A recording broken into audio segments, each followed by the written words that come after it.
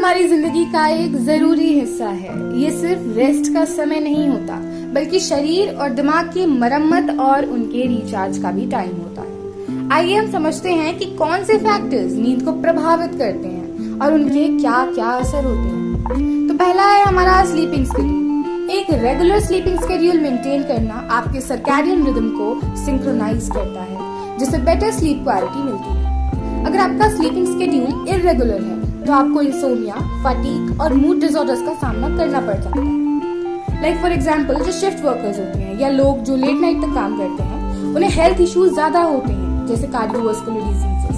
National sleep foundation के अनुसार shift workers में कार्डियोवास्कुलर डिजीजेस का रिस्क 23% ज्यादा होता है उन लोगों के मुकाबले जो regular day time schedule follow करते हैं। दूसरा है हमारा ब्लू लाइट का effect. Blue light computer, smartphone और एलईडी से निकलती है। ब्लू लाइट मेलाटोनिन प्रोडक्शन को सप्रेस कर देती है, जो नींद के लिए जरूरी हार्मोन है। लाइक एग्जांपल, अगर आप बेड टाइम से पहले फोन या लैपटॉप यूज करते हैं तो आपकी नींद डिले हो सकती है और स्लीप क्वालिटी पुअर होती है। हार्वर्ड मेडिकल स्कूल के अनुसार ब्लू लाइट एक्सपोजर ने मेलाटोनिन प्रोडक्शन को 2 घंटे तक डिले कर दिया और स्लीप क्वालिटी को सिग्निफिकेंटली रिड्यूस किया है अब तक। ब्लू लाइट फिल्टर्स यूज करने से आप इस ब्लू लाइट इफेक्ट को कम कर सकते हैं, या बेड टाइम से 1-2 घंटे पहले स्क्रीन को अवॉइड करें, अपने स्क्रीन टाइम को अवॉइड करें या फिर कम कर दें। और हमारा तीसरा एस्पेक्ट है डाइट और नींद। कैफीन एक स्टिमुलेंट है जो आपको जगाए रखता है। कॉफी, टी, सोडास, चॉकलेट्स, इन सब में कैफीन होता है। सो आप इन सब को अवॉइड करें अपने सोने से पहले या फिर जब आपको सोना है। इसका असर क्या होगा? कैफीन नींद की क्वालिटी को कम कर सकता है और लेट नाइट कंज्यूम करने पर आपको स्लीप प्रॉब्लम्स हो सकती हैं। लाइक फॉर एग्जांपल, जॉन एक कॉर्पोरेट एम्प्लॉय है, रात को देर तक काम करने के लिए कॉफी पीता है और इससे उसकी नींद में डिस्टर्बेंस होती है।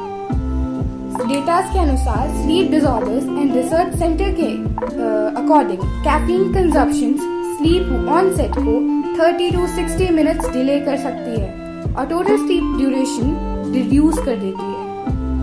और रात को हैवी मील्स लेने से डाइजेस्टिव सिस्टम ओवरलोडेड हो जाता है, जिससे आपकी नींद डिस्टर्ब हो जाती है। तो इसका सोल्यूशन क्या है? सोल्यूशन है डिनर लाइट और स्लीप टाइम से 2-3 घंटे पहले करें। फोर्थ एस्पेक्ट है हमारा स्ट्रेस और नींद। सो मेंटल हेल्थ, स्ट्रेस और एंजाइटी आपके दिमाग को ओवर एक्टिव बना देती है, जिससे सोना मुश्किल हो जाता है। सो इसका सोल्यूशन क्या है? रिलैक्सेशन टेक्निक्स जैसे मेडिटेशन और डीप ब्रीदिंग एक्सरसाइज से स्ट्रेस रिड्यूस करें। दूसरा इसी के अंदर आता है फिजिकल हेल्थ। क्रोनिक स्ट्रेस आपके कॉर्टिसोल लेवल्स को बढ़ाता है, जो स्लीप साइकिल को डिस्टर्ब कर देता है। लाइक फॉर एग्जाम्पल, लीजा एक स्टूडेंट है। एग्जाम के स्ट्रेस के कारण रात भर सो नहीं पाती, जिससे उसकी एकेडमिक परफॉर्मेंस प्रभावित होती है। अमेरिकन साइकोलॉजिकल एसोसिएशन के अनुसार हाई स्ट्रेस लेवल वाले लोगों में स्लीप प्रॉब्लम्स का रिस्क 50% ज्यादा होता है। Like for real 50%। तो हमारा 5वां एस्पेक्ट है सप्लीमेंट्स फॉर बेटर स्लीप। तो अगर आपको नहीं हो रहा ये सब करने के बाद भी नींद नहीं आती है, then you can take some supplements. Like पहला है हमारा मेलाटोनिन। ये नेचुरल हार्मोन है जो स्लीप वेक साइकिल रेगुलेट करता है, शॉर्ट टर्म यूज के लिए बेनिफिशियल है। दूसरा है हमारा मैग्नीशियम, मसल रिलैक्सेशन और स्ट्रेस रिडक्शन के लिए हेल्पफुल है ये। So you can take it as low quantity. So हमारा थर्ड वन है वेलेरियन रूट। एक हर्बल सप्लीमेंट है जो स्लीप लेटेंसी को रिड्यूस करता है। तो इसमें एक नोट भी है, प्लीज इन सप्लीमेंट्स को लेने से पहले डॉक्टर से कंसल्ट जरूर करें, बिकॉज हर इंसान की बॉडी और उसका स्ट्रक्चर डिफरेंट होता है। वी डोंट नो कि उसमें क्या चीज सूट करेगी कि नहीं करेगी। सो अब हम बात करेंगे रेम और नॉन रेम, यानी कि नींद के जो चरण यानी स्टेजेस होते हैं। रेम यानी कि रैपिड आई मूवमेंट। तो नींद के 2 मुख्य प्रकार होते हैं, नॉन रेम और रेम नींद। नॉन रेम नींद के 4 चरण होते हैं और प्रत्येक चरण की आपकी महत्वपूर्ण भूमिका होती है। रेम और नॉन रेम स्टेजेस, ये हमारी स्लीप के स्टेजेस होते हैं। नींद के 2 मुख्य प्रकार होते हैं, पहला है नॉन रेम, दूसरा है REM, which means rapid eye movement. ठीक है, तो नॉन रेम नींद के 4 चरण यानी कि 4 स्टेजेस होते हैं और प्रत्येक स्टेज की अपनी एक अलग भूमिका होती है। तो आइए इन स्टेजेस को रेम नींद के महत्व महत्वपूर्ण पहलुओं को डिटेल में समझते हैं। तो नॉन रेम का फर्स्ट स्टेज है, ये नींद का पहला चरण होता है और हल्की नींद होती है, लाइक लाइट स्लीपिंग। ये नींद और जागने के बीच का ट्रांजिशन होता है, लाइक आप हल्की सी भी मूवमेंट से जाग जाते हो, मांसपेशियां धीरे धीरे रिलैक्स होती हैं और आंखों की हल्की हल्की सी मूवमेंट होती है। इस दौरान जागना बहुत ही आसान होता है। ये चरण नींद में प्रवेश का द्वार है, जो कि बहुत ही ज्यादा अकाल्पनिक है। दूसरा स्टेज है, ये चरण हल्की नींद का होता है और रात की नींद को लगभग 50% हिस्सा होता है। लाइक जब आप रात को सोते हैं तो 50% टाइम आप स्टेज 2 में होते हैं। ब्रेन वेव्स धीमी धीमी हो जाती हैं, लेकिन कभी कभी स्लीप स्पिंडल्स यानी तेजी से मस्तिष्क गतिविधि के छोटे फंक्शन होते हैं। तो ये चरण शरीर को गहरी नींद के लिए तैयार करता है, like it's preparing our body to get into deep sleep. Third stage होता है, इसे गहरी नींद या स्लो वेव स्लीप कहा जाता है। इस दौरान मस्तिष्क की तरंगें बहुत धीमी धीमी सी हो जाती हैं और शरीर की मरम्मत और पुनरुत्थान होता है। इस चरण में जागना बहुत मुश्किल होता है, like you are in deep sleep, तो आपको जगाना मुश्किल होगा।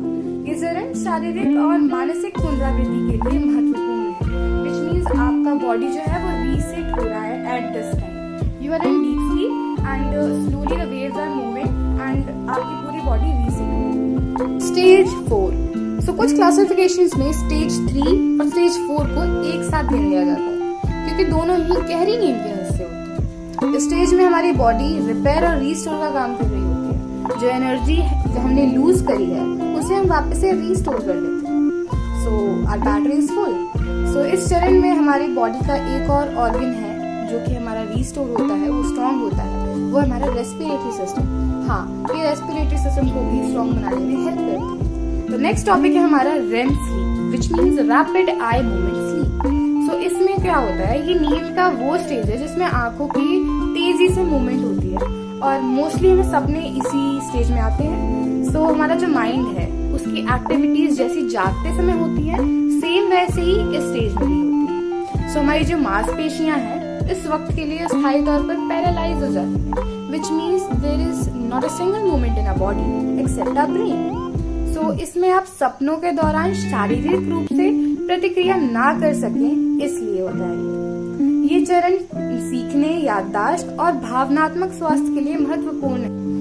इन स्टेजेस से पहले जागने के क्या इफेक्ट हो सकते हैं? अगर आप स्टेज 1 और 2 में जाग जाते हैं, आमतौर पर आप आसानी से जाग सकते हैं और ज्यादा थकान महसूस होती है इससे। लाइक अगर आप स्टेज 1 और 2 में हैं, अभी जस्ट सोने के लिए गए ही हैं, ज्यादा से ज्यादा 5 से 10 या फिर 15 मिनट मैक्सिमम हुआ होगा, तो उस समय अगर आपको कोई जगा देता है, may be a phone call और योर अलार्म, अगर ऐसा कुछ है, तो उससे आप जब जागेंगे तो आपको टायर्डनेस वाली फीलिंग आएगी, like you are very tired, आपने पता नहीं कितना बोझा ढो रखा है, so you will feel tired. अगर स्टेज 3 और 4 में जाग जाते हो, विच मीन्स गहरी नींद से जागते हो आप, तो इसके बाद बहुत थके और असहज से महसूस करते हो, like you are feeling little irregular, which means you are more than tired but and sleepy as well.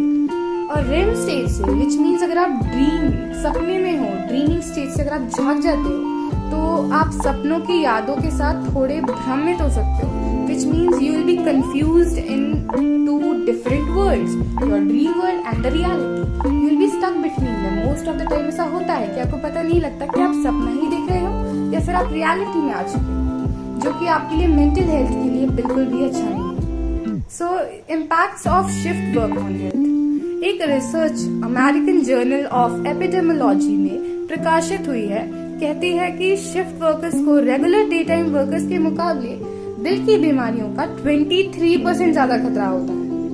Yes, 23%।